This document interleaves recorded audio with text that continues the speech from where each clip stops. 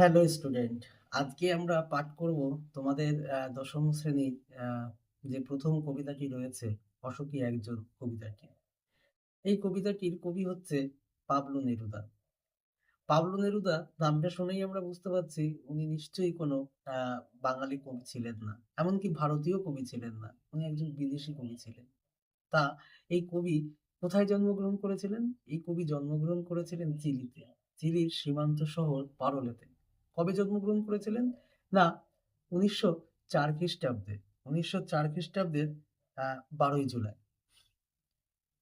1904 খ্রিস্টাব্দের 12ই জুলাই চিলির সীমান্ত শহর পারোলেতে কবি জন্মগ্রহণ করেন। কবি কিন্তু শুধুমাত্র একজন কবি ছিলেন না, কূটনীতিবিদ ছিলেন, একজন রাজনৈতিক ব্যক্তিত্বও ছিলেন।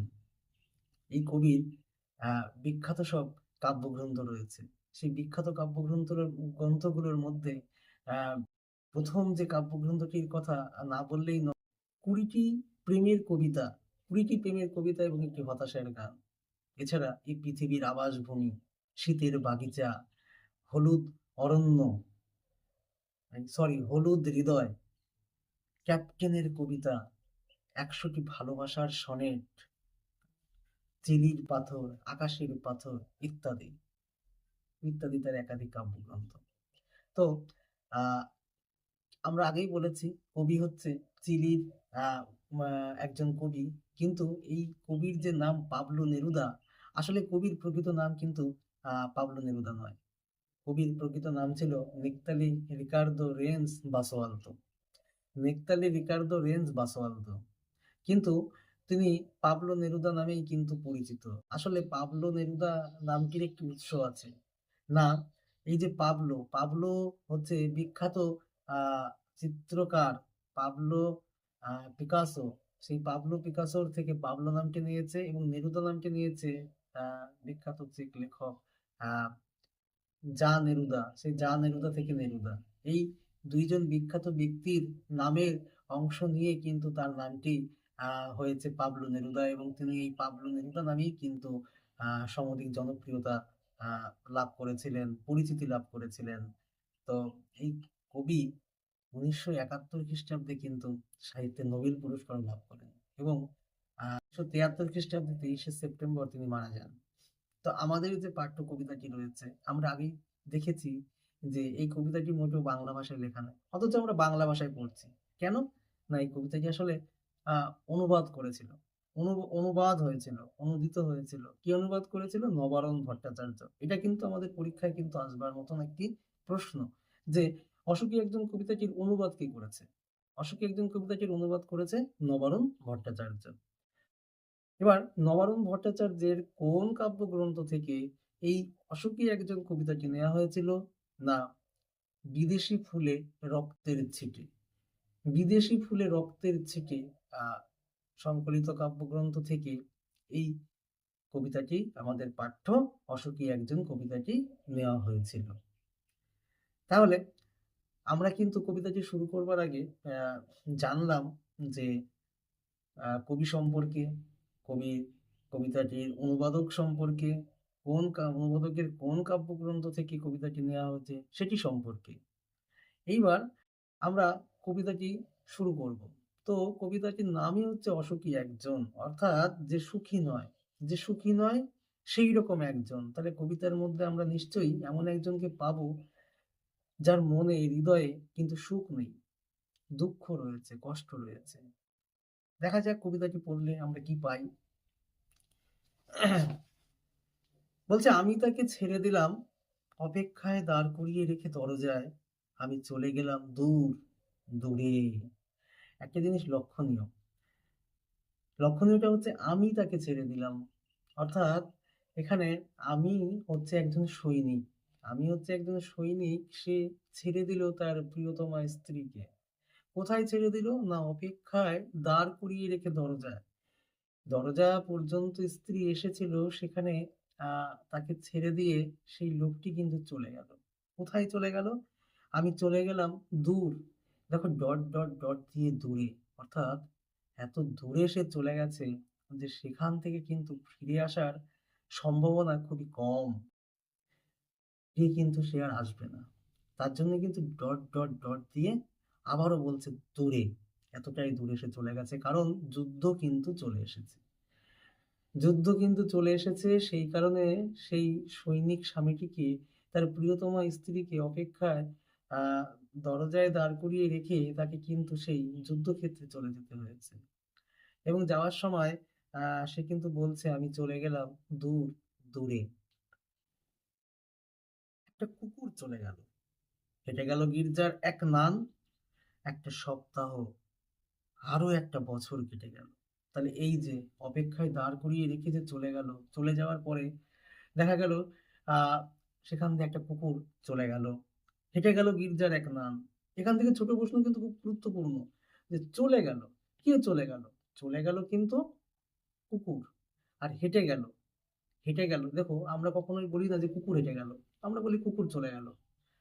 হেঁটে গেল, হাঁটে কি মানুষ? তাহলে এইটা কিন্তু যাতে গুলিয়ে না যায়, যে চলে গেল, সেখানে কিন্তু আমরা লিখবো না গির্জার এক নান। কারণ নান হচ্ছে কাকে বলে না, একজন খ্রিস্টান সন্ন্যাসীকে বলে, সন্ন্যাসিনীকে বলে নান। তাহলে খ্রিস্টান সন্ন্যাসিনী, সেও কিন্তু চলে গেল, হেঁটে গেল। আর চলে গেল একটি কুকুর। তাহলে যে পথ দিয়ে আহ তার আহ সেই সৈনিকটি চলে গেছিল, সেখান দিয়ে একটি কুকুর হেঁটে গেল, চলে গেল। এবং হেঁটে গেল গির্জার এক নান বা গির্জার এক সন্ন্যাসিনী। এইভাবে প্রথম একটা সপ্তাহ কেটে গেল, তারপরে এক সপ্তাহ করতে করতে একটি বছর কেটে গেল। তবুও কিন্তু আহ সেই অপেক্ষারত স্ত্রীর কাছে তার সৈনিক স্বামী কিন্তু ফিরে আসেনি। বৃষ্টিতে ধুয়ে দিল আমার পায়ের দাগ, ঘাস জন্মালো রাস্তায়। তাহলে বৃষ্টিতে ধুয়ে দিল আমার পায়ের দাগ। যে পায়ের স্পষ্ট রেখা পথে ছিল, সেই রেখা কিন্তু আজ মুছে গেছে, কারণ বৃষ্টি এসেছে। বৃষ্টিতে সেই দাগ ধুয়ে দিয়েছে এবং ঘাস জন্মালো রাস্তায়, নতুন করে সেই রাস্তায় কিন্তু ঘাস জন্মেছে। অর্থাৎ এইটির মধ্য দিয়ে কিন্তু আরেকটু ভিতরে আমাদের প্রবেশ করতে হবে, এই পংক্তিটির মধ্য দিয়ে। ভিতরে কি? ভিতরে হচ্ছে, যেহেতু এখন একটা বছরের পর কিন্তু এখন অনেক দিন হয়ে গেছে, এতদিন হয়ে গেছে যে সেই ঘাস শুধু রাস্তায় নয়, সেই ঘাস কিন্তু প্রিয়তমা স্ত্রীর মনেও জমতে শুরু করেছে। হ্যাঁ, যে পথ ছিল, হৃদয়ে যে পথ ছিল, সেই পথ কিন্তু বৃষ্টিতে ধুয়ে যাওয়ার মতন তার হৃদয় থেকেও কিন্তু মুছে যাওয়ার মতন হয়েছে। তাই ঘাস জন্মাতে শুরু করেছে। কারণ একটা সপ্তাহ নয়, একটা বছর নয়, অনেক অনেক বছর চলে গেছে, যা আমরা এখনই পাবো। আরো একটার পর একটা পাথরের মতো, পরপর পাথরের মতো বছরগুলো নেমে এলো তার মাথার উপর, এই যেটা বলছিলাম। তাহলে এই একটার পর একটা বছর কিন্তু চলে যেতে গেল, চলে যেতে লাগলো সেই প্রিয়তমা স্ত্রীর মাথার উপর দিয়ে। আর সেই বছরগুলো এমন মনে হচ্ছে যে সেগুলো পাথরের মতন ভারী, অর্থাৎ কষ্টের, বেদনার। তাই বলছে সেই বছরগুলো ছিল তার কাছে পাথরের মতন। আর এইভাবেই কিন্তু সেই পাথরের মতো বছরগুলো তার মাথার উপর দিয়ে চলে যেতে লাগলো, কারণ তার প্রিয় স্বামী সৈনিকটি কিন্তু সে এখনো ফিরে আসেনি। তারপর যুদ্ধ এলো, অর্থাৎ যে যুদ্ধ কিন্তু দূরে ছিল, যে যুদ্ধ কিন্তু দূরে ছিল, সেই যুদ্ধ কিন্তু এখন তার বাড়ির দোরগোড়ায় এসে হাজির। যুদ্ধ কিন্তু চলে এসেছে এখন এখানেও, যেখানে তার প্রিয়তমাকে রেখে গেছিল, সেই শহরে কিন্তু এখন যুদ্ধ চলে এসেছে। কেমন ভাবে যুদ্ধ এসেছে? তারপর যুদ্ধ এলো রক্তের এক আগ্নেয় পাহাড়ের মতো। তাহলে যে যুদ্ধ কিন্তু আহ দূরে ছিল, যে যুদ্ধে কিন্তু তার স্বামী সৈনিক গেছিল যুদ্ধ করতে, সৈনিক স্বামীটি, সেই যুদ্ধ কিন্তু এখন এসে হাজির তার বাড়ির দোরগোড়ায়, তার শহরে। এবং সেই যুদ্ধ কেমন ভাবে এলো? রক্তের এক আগ্নেয় পাহাড়ের মতো।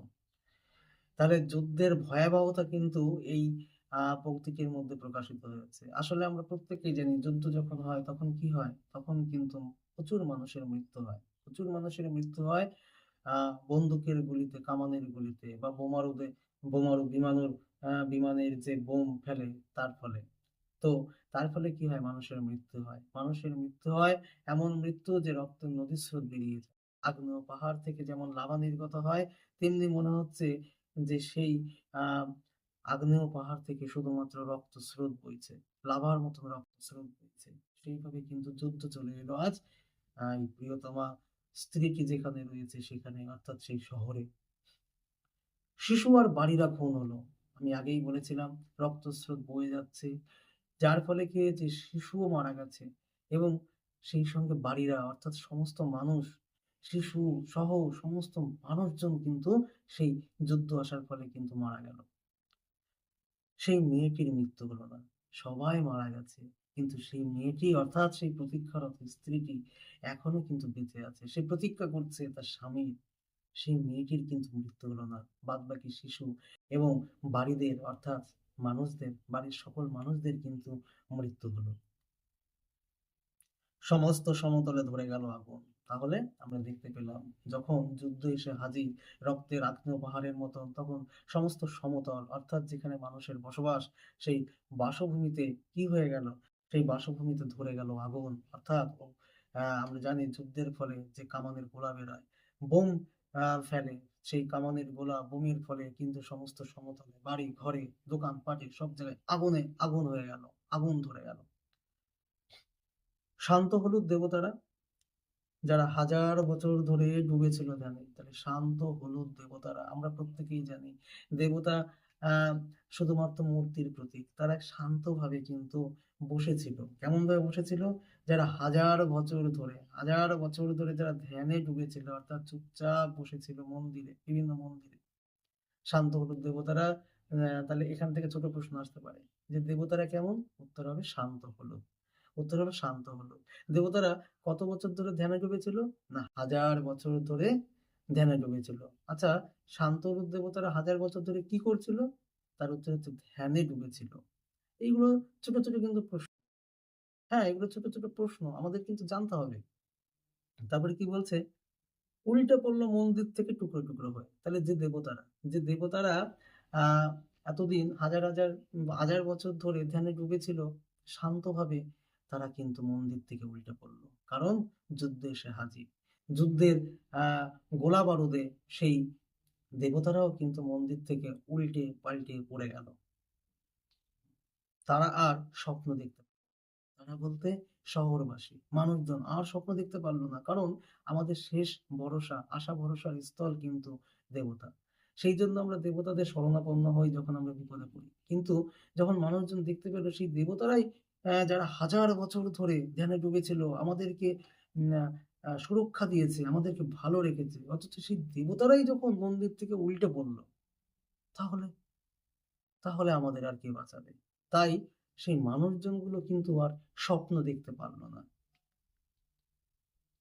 সেই মিষ্টি বাড়ি, সেই বারান্দা যেখানে আমি ঝুলন্ত বিছানায় ঘুমিয়েছিলাম, অর্থাৎ আমি বলতে আমরা দেখেছি এটা সর্বদাই সেই উত্তম পুরুষে কিন্তু লেখা হচ্ছে, কবিতাটি বর্ণিত হচ্ছে। আমি বলতে সেই সৈনিকটি কি বলছে? সেই মিষ্টি বাড়ি, অর্থাৎ কবি এখানে সেই সৈনিকের হয়ে বলছে সেই যে মিষ্টি বাড়ি, অর্থাৎ যে সৈনিকের যে তার প্রিয়তমা স্ত্রীকে রেখে এসেছিল যে বাড়িটিতে, সেই বাড়িটি ছিল মিষ্টি বাড়ি অর্থাৎ সুন্দর একটি বাড়ি। সেই বাড়িতে কি হয়েছে? না, সেখানে একটি বারান্দা ছিল যেখানে আমি ঝুলন্ত বিছানায় ঘুমিয়েছিলাম। তাহলে বারান্দায় যে ঝুলন্ত বিছানা থাকে, হ্যাঁ, দোলনা থাকে, সেখানে কিন্তু ঘুমিয়েছিল। কে ঘুমিয়েছিল? সৈনিকটি ঘুমিয়েছিল। এবং যেখানে ঘুমিয়েছিল বারান্দায়, সেই বারান্দার আশেপাশে যে জিনিসগুলো ছিল সবই কিন্তু প্রেম ভালোবাসার প্রতীক। অর্থাৎ এই এইগুলোর সাহায্যে কিন্তু প্রমাণিত হয় সৈনিকটির সঙ্গে তার যে প্রিয়তমা স্ত্রীর একটি মধুর সম্পর্ক ছিল, সেই সম্পর্কটিও কিন্তু প্রকাশিত হয়। এই যে যে আহ উপমাগুলো দিয়েছে, যে চিত্রকল্পগুলো ব্যবহৃত ব্যবহার হয়েছে কবিতায়, সেইগুলোর সাহায্যে কিন্তু আমরা বুঝতে পারি। কি বলছে? না, গোলাপি গাছ। আমরা জানি গোলাপ ফুল প্রেমের প্রতীক, ভালোবাসার প্রতীক। গোলাপ গাছ, গোলাপ গাছ না, সরি, গোলাপি গাছ। অর্থাৎ আহ গোলাপ ফুলের মতনই আহ গোলাপ রঙের গাছ, ছড়ানো করতলের মতো পাতা চিননি। তাহলে দেখো, চিননি, আমরা চিনি। হ্যাঁ, ছড়ানো করতলের মতো, অর্থাৎ হাতের করতল মানে হাতের হাতের মতন ছড়ানো ছিল গাছের পাতা। হাতের মতো ছড়ানো ছিল গাছের পাতা, অনেকটা চিমনির মতন। প্রাচীন জলতরঙ্গ। জলতরঙ্গ হচ্ছে একটি বাদ্যযন্ত্র। হ্যাঁ, আমরা যেমন তবলা চিনি, আমরা যেমন গিটার চিনি, সেই রকম একটি বাদ্যযন্ত্রের নাম হচ্ছে জলতরঙ্গ। জলতরঙ্গ ছিল অর্থাৎ একটি বাদ্যযন্ত্র ছিল। এই যে বাদ্যযন্ত্র, এই যে গোলাপি গাছ, তার আবার ছড়ানো করতলের মতো পাতা, পাতা চিমনি, এইগুলো সবই কিন্তু প্রকাশ করছে যে একসময় এই শহরে আহ এই যুদ্ধ আসার আগে, এই দেশে যুদ্ধ আসার আগে কিন্তু এই মিষ্টি বাড়িতেও একটি প্রেমের পরিবেশ ছিল, ভালোবাসার পরিবেশ ছিল, একটি শান্ত সুন্দর পরিবেশ ছিল। সব চূর্ণ হয়ে গেল। তাহলে সব চূর্ণ হয়ে গেল, কি কি চূর্ণ হয়ে গেল? না সেই মিষ্টি বাড়ি, অর্থাৎ বাড়িতেও কিন্তু এখন চলে এসেছে যুদ্ধের আগুন। যুদ্ধ কিন্তু নেমে এসেছে সেই মিষ্টি বাড়িতেও। যে বাড়িতে সৈনিকটি এবং তার প্রিয়তম স্ত্রী থাকতো, সেই বাড়িতেও কিন্তু যুদ্ধ এখন চলে এসেছে। তাহলে সব চূর্ণ হয়ে গেল, অর্থাৎ সেই বাড়িটি, সেই মিষ্টি বাড়িটি চূর্ণ হয়ে গেল। সেই মিষ্টি বাড়িতে যে বারান্দা ছিল, সেই বারান্দায় যে ঝুলন্ত বিছানা ছিল, সেই ঝুলন্ত বিছানা কিংবা গোলাপি গাছ কিংবা প্রাচীন জলতরঙ্গ বা ওই ছড়ানো করতলের মতো পাতা চিমনি, সব কিছু ভেঙে টেঙে একদম ভেঙে চুরে চুরমার হয়ে গেল যুদ্ধের আহ আগ্রাসনে, যুদ্ধের ফলে জ্বলে গেল আগুনে। আর সেই যুদ্ধের নিক্ষিপ্ত কামান গোলা থেকে নিক্ষিপ্ত যে আগুন, সেই আগুনে কিন্তু সব কি হলো? সব জ্বলে গেল। যেখানে ছিল শহর, সেখানে ছড়িয়ে রইল কাঠকয়লা। আমরা প্রত্যেকেই শহর দেখেছি, শহর জানি। শহরে বড় বড় বাড়ি, বড় বড় দোকান সব থাকে, কিন্তু এই যুদ্ধ যখন এই শহরে এসে হাজির হয়েছে, সেই শহরের আর কোনো বিন্দুমাত্র চিহ্ন নেই। সবকিছু পুড়ে, আগুনে পুড়ে কাঠ কয়লা হয়ে গেছে। দমড়ানো লোহা, মৃত মানুষের মূর্তির বীভৎস মাথা। আর কি রয়েছে? সব লোহাগুলো দুমড়ে পড়ে আছে। আর মৃত মানুষের লাশগুলো, মৃত পাথরের মূর্তির বীভৎস মাথা।